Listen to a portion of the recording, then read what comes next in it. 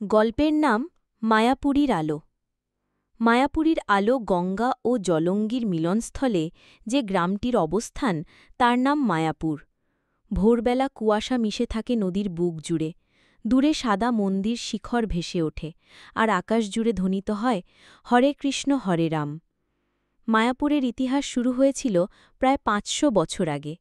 এখানে জন্মেছিলেন ভগবান শ্রী চৈতন্য মহাপ্রভু, যিনি ভক্তিময় ভজন ও নাম সংকীর্তনের মাধ্যমে বাংলার প্রতিটি মানুষের হৃদয়ে এক নতুন পথ দেখিয়েছিলেন।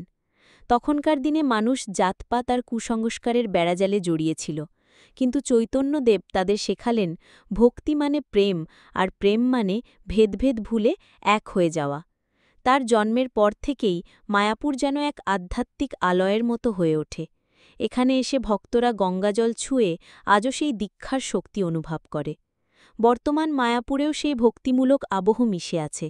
প্রতিদিন ভোরে হাজারো ভক্ত মালা হাতে জপ শুরু করে, ঘণ্টাধ্বনি ওঠে, ভোরের আলোয় মন্দিরের গম্বুজে ঝকমক করে প্রদীপের শিখা। মায়াপুরে শুধু ধর্ম নয়, আছে গ্রামীণ জীবনের সহজ সরল সৌন্দর্য। গঙ্গার পাড়ে জেলেরা জাল ফেলে মাছ ধরে, শিশুরা পদ্মপাতার সঙ্গে খেলে, আর সন্ধে কীর্তনের তালে তাল মিলিয়ে পুরো গ্রাম জেগে ওঠে কাসরের শব্দে। এই গ্রামেই থাকে সৌরভ নামের এক কিশোর। বয়স মাত্র ১২, কিন্তু তার চোখে কৌতূহলের আলো।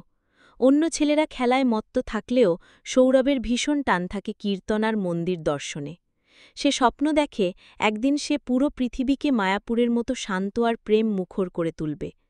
কিন্তু সৌরভের পরিবার খুব গরিব, পিতার সামান্য কৃষিকাজেই সংসার চলে। অনেক সময় ভাতের বদলে শুধু মুড়ি গুড় খেয়ে দিন কাটাতে হয়।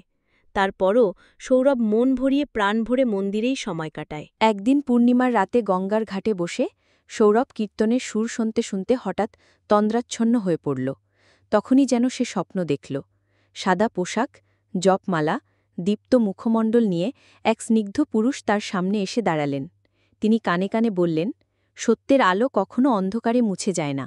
শোনো, গাও, শোনাও, মানুষের হৃদয়ে প্রেম জাগাও। সৌরভ ভয়ে আশ্চর্যে চোখ খুলে দেখল গঙ্গার ঢেউ কোলাহল করছে আর আকাশ ভরা জ্যোৎস্না। তারপর থেকে সৌরভ কীর্তন শিখতে শুরু করল। প্রথমে গ্রামের মানুষ হাসাহাসি করত, এক ক্ষুধার্ত ছেলের আবার কীর্তন সাধনা। কিন্তু সৌরভ থামল না। তার কণ্ঠে অচিরেই এক অদ্ভুত শক্তি এসে গেল। কীর্তন শুনে গ্রামের বৃদ্ধা নারীরাও চোখের জল ফেললেন, নদী পাড়ে দাঁড়িয়ে অপরিচিত ভক্তরা হাতজোড় করে প্রণাম করলেন। খবর ছড়িয়ে পড়ল, মায়াপুরের গরিব ছেলেটি কীর্তন গেয়ে মানুষের হৃদয় স্পর্শ করছে। ধীরে ধীরে সৌরভের গান শুধু গ্রামের মানুষের নয়, বাইরে থেকেও আসা তীর্থযাত্রীদের ছুতে লাগল। যে গ্রামে আগে অশান্তি ও দারিদ্র্য প্রাধান্য করত, সেই গ্রামে সুখ শান্তির বাতাস বইতে লাগল। লোকে কাজ ভাগাভাগি করে করতে শুরু করল, ঝগড়া মিটে গেল কীর্তনের আসরে। মায়াপুর যেন আবারও ফিরল তার পুরনো মহিমায়, প্রেম, ভক্তি আর ঐক্যের পাঠ নিয়ে। বছরের পর বছর কেটে গেল, সৌরভ বড় হল, কিন্তু সে আর নিজেকে আলাদা ভাবল না। সে জানত এ মায়াপুর শুধু একটি জায়গা নয়, এটা হলো মানুষের হৃদয়ের প্রতিচ্ছবি। যেখানে ভক্তি থাকে, প্রেম থাকে,